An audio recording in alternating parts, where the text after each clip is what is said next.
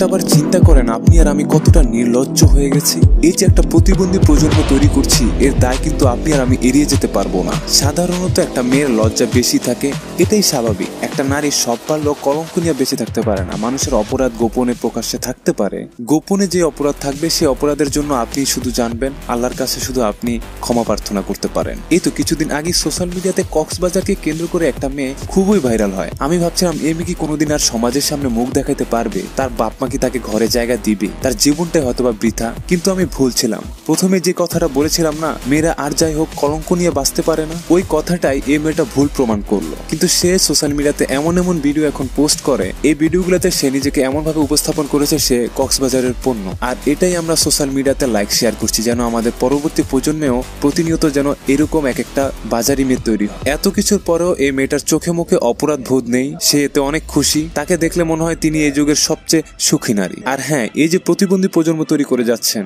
এর শিকার আপনার স্ত্রী, আপনার মেয়ে, আপনার সন্তান হবেই।